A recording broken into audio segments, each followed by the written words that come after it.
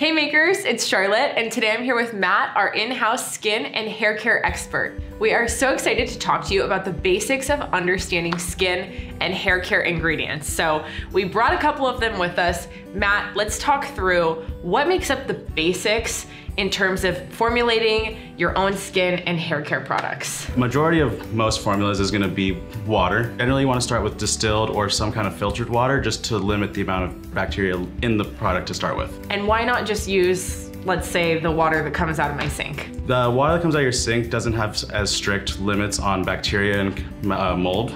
And the distilled water actually is removed of ions which feed the bacteria that would otherwise grow, like in your tap.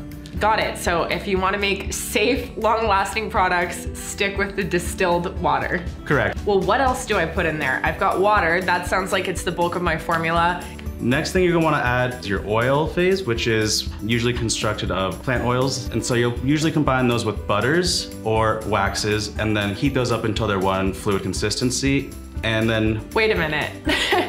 Oil and water. I think you guys have all heard the saying that oil and water don't mix very well together. So how do we get those two things to stick together to make a finished product like, let's say, a cream?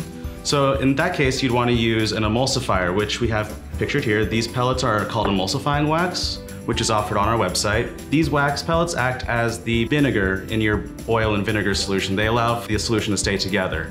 And so when you combine this waxy material with your oils and your butters and blend those into your water, you get a finished cream that can vary in texture based on how much wax you're using, how many oils you're using, things like that. And you can have a very light fluid texture or even something very thick and nourishing.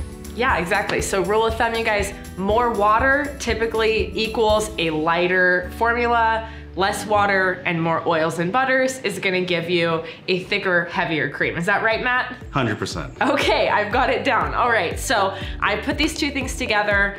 I can emulsify them together using the emulsifying wax. How do I keep my formula fresh and safe for a long period of time?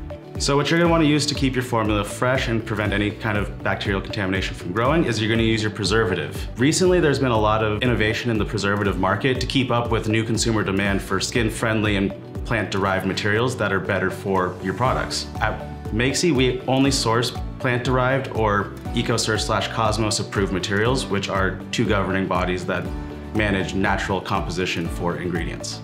Very cool, you guys. So Matt, preservative, do I need to use it in every single product I make when it comes to skin and hair care, or do I just need to use it in some products?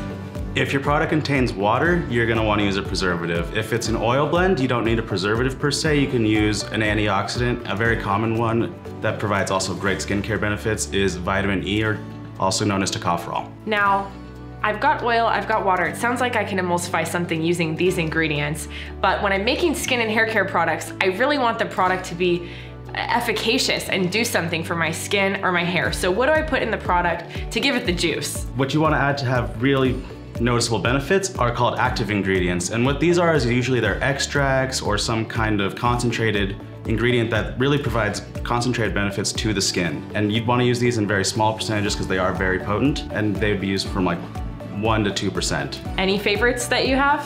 Coming back to our vitamin E, I really like tocopherol as an active ingredient. It provides essential fatty acids to the skin as well as acts as a potent antioxidant, which helps to prevent aging and signs of wrinkles and things like that. Matt is the king of actives around here, and the more you guys learn about actives, I think the cooler you will find them to be.